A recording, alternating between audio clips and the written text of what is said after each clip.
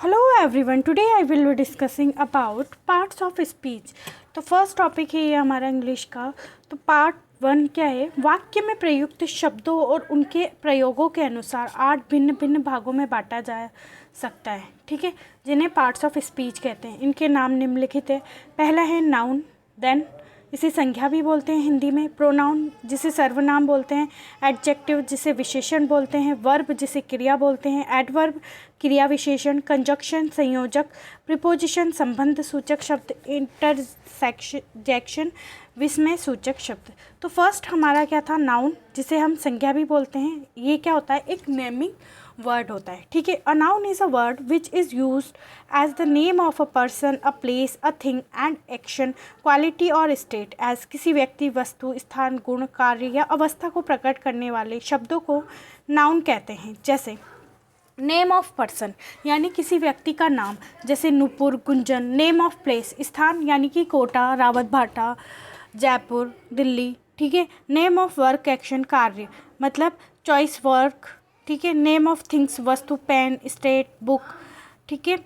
Name of quality यहाँ पे name pen, slate है, ये स्लेट, बुक, ठीक है। नेम ऑफ क्वालिटी गुण, truth, silence. Name of situation अवस्था, स्लिप, स्टेट, डेथ, ठीक है। तो यहाँ पे हम नोट कर लेते हैं फर्स्ट पॉइंट। व्यक्तियों में निम्नलिखित नाम भी आ सकते हैं। नेम ऑफ एनिमल यानी पशुओं का नाम, जैसे काउ, हॉर्स, बियर, गोट, ठीक है। नेम ऑफ बर्ड्स जैसे क्रो मतलब पक्षी, क्रो, ईगल, पैरट, ठीक है। Now move to note two. Note two हमें बोलता है कि वस्तुओं में निम्नलिखित नाम भी आ सकते हैं, जैसे नेम ऑफ रिवर, नदियाँ कौन कौन सी है? गंगा, यमुना, ताप्ती, जितनी भी नदियाँ हैं वो सारी इंक्लूडेड हो जाएगी इसमें। नेम ऑफ माउंटेन्स, पहाड़, Himalaya, Aravalli. Name of seas, सागर, Red Sea, Indian oceans. Name of trains, रेलगाड़ियाँ मतलब जो भी रेलगाड़ी है, फ्रंटियर मेल, जहाज एक्सप्रेस, ठीक है। नेम ऑफ बुक्स, पुस्तकें, Ramayan, Gita, Guru Granth. Name of days, दिन, Sunday, Monday, Friday. Name of month, March, April, May. Name of natural यानी प्राकृतिक चीज़ें, गोल्ड, सिल्वर, आयरन, माइका, ये जो भी नेचुरल से मिला है या हम उसको मैन मेड करके मिक्स करके कुछ बनाते हैं, alloy type. Name of groups, army, crowd, staff, elements, जो भी पदार्थ हैं, ठीक है। तो how to find a verb, क्रिया ज्ञात करने की विधि क्या है? तो उसके लिए हमारा नियम फर्स्ट क्या कहता है कि अंग्रेजी वाक्य का हिंदी में अनुवाद करें। जो शब्द हिंदी अनुवाद के वाक्य के अंत में आए वह क्रिया या वर्ब होगा। जैसे sentence, Satish speak the truth मतलब सतीश सच बोलता है, तो लास्ट में आ रहा है बोलता, इट मीन्स क्या है? उपयुक्त उदाहरण के हिंदी अनुवाद के अंत में बोलता है आया है, इसलिए स्पीक यानी कि बोलता क्या है? वर्ब है। नियम 2, साधारणकर्ता में क्या करता है, ने क्या किया, क्या करेगा और को क्या हुआ लगाने से उत्तर में वर्ब आएगा। जैसे एग्जाम्पल फर्स्ट ले लेते हैं, Usha reads a book, Usha किताब पढ़ती है। उपयुक्त वाक्य में उषा करता है यानी कि सब्जेक्ट है।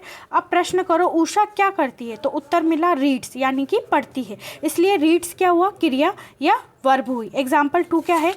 They have learn the poem. उपयुक्त वाक्य में दे मतलब क्या है? वे यानी कि करता है यानी कि सब्जेक्ट। अब प्रश्न करो उन्होंने क्या किया, क्या किया का उत्तर क्या मिला? हैव लर्न यानी कि याद किया, इसलिए हैव लर्न क्या है? वर्ब है, ठीक है। इसी तरीके से एग्जाम्पल 3 ले लेते हैं, रोहित डाइड ऑफ कैंसर मतलब उपयुक्त वाक्य में रोहित करता है। अब प्रश्न करो उसको क्या हुआ है, उत्तर मिला डाइड यानी कि वो मर गया है, इसलिए डाइड किया क्रिया वर्ब है, ठीक है। क्रिया या वर्ब, इंग्लिश में वर्ब बोलेंगे और हिंदी में क्रिया। नियम 3 क्या बोलता है? साधारण अंग्रेजी भाषा में वर्ब क्रिया कर्ता सब्जेक्ट के बाद प्रयुक्त होता है। एग्जाम्पल क्या है? Sita goes to school, Yash went to market, Rohan plays football, Sushma reads her book. ये सारे क्या है? एग्जाम्पल है। संकेत प्रश्नवाचक वाक्यों में सब्जेक्ट कर्ता से पहले आया हुआ है। क्रिया का सहायक अंश भी क्रिया को ही माना जाता है, जैसे वॉज ही क्राइंग, क्या वह रो रही है? Why are you not reading, तुम पढ़ाई क्यों नहीं कर रहे हो, ठीक है, पढ़ क्यों नहीं रहे हो। इन वाक्यों में वाज, क्राइंग तथा आर रीडिंग क्रियाएं हैं, ठीक है। And was and are is helping verb है, ठीक है।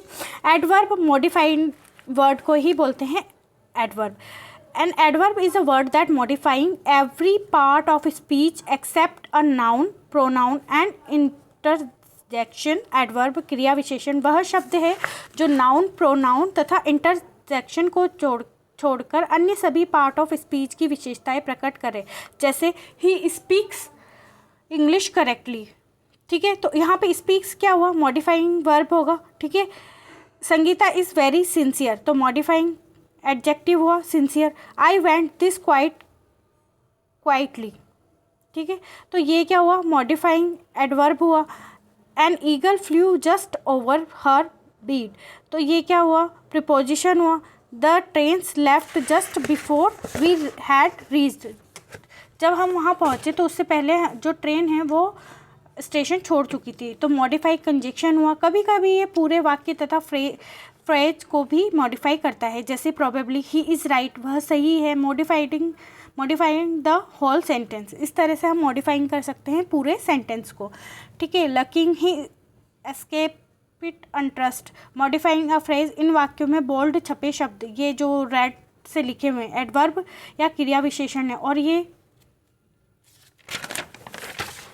शब्द मॉडिफाइंग करते हैं जो क्रमशः वर्ब और adjective, adverb, preposition, conjunction, sentence और फ्रेज है। Preposition, governing word. A preposition is a word which is used before a noun or a pronoun to show its relation to some other words in the sentence. अब देख लेते हैं। preposition यानी कि संबंध सूचक शब्द, यानी कि ऐसा शब्द जो नाउन और प्रोनाउन से पहले यूज़ होता है, ठीक है। वह शब्द जो किसी नाउन या प्रोनाउन से पूर्व प्रयुक्त होकर उसका संबंध वाक्य से किसी अन्य नाउन या प्रोनाउन से व्यक्त करता है। जैसे Saroj is sitting on the mat, Saroj क्या है, बैठी हुई है मैट पर। I hit the dog with a stick, मैंने डॉग को मारा एक छड़ी से। He is in the playground, वह प्लेग्राउंड यानी खेल के मैदान में है। We went to Ambala by bus, हम अम्बाला गए बस के द्वारा। इन वाक्यों में on, with, in, to, by, ये सारे शब्द क्या होते हैं, प्रीपोजिशन के होते हैं। Now conjunction, conjunction it means connective words. A conjunction is a word which is use to join two words, clauses and sentences, ठीक है। कंजक्शन यानी कि संयोजक होता है, यानी कि दो सेंटेंस है उनको मर्ज करके आपस में एक सेंटेंस क्रिएट करना, ठीक है। तो जो दो शब्द दो उपवाक्यों या दो वाक्यों को जोड़े, इसे कंजक्शन अथवा लिंकर भी कहते हैं। जैसे Veena and Kavita are sister, Veena और कविता क्या है, बहनें हैं। Reena come but did not speak to me, Reena आई लेकिन उसने बात नहीं की। I know when the sun rises, मुझे पता है कि जब सूर्य उदय होता है। Mohan is wise and sincere, Mohan चालाक और सिंसियर है, ठीक है। इन वाक्यों में बोल्ड शब्द कंजक्शन है, यानी कि जो भी रेड से लिखा हुआ है ये सारा क्या है, कंजक्शन है। अब बात करते हैं इंटरजेक्शन की। जैसे एक्सक्लेमेटरी वर्ड, जैसे कभी हम बहुत ज़्यादा खुश हो जाते हैं या दुखी हो जाते हैं, तो ज़्यादातर हम खुश के सेंस में इसको लेते हैं, एकदम चिल्लाए किसी को, क्या कोई अच्छी सी न्यूज़ आ गई, उस अकॉर्डिंग हम यूज़ करते हैं। And interjection is a word which express some sudden feeling और इमोशन, इंटरजेक्शन कहलाता है। विस्मय सूचक शब्द, वह शब्द जो मन से उभरने वाले आकस्मिक तथा उत्तेजक भावों को प्रकट करे। जैसे alas, oh, hurrah, bravo, hello. Has she failed, alas I have lost my purse, bravo you have won the race, hello what are you doing these days. Now in next lecture we will discuss about determinants.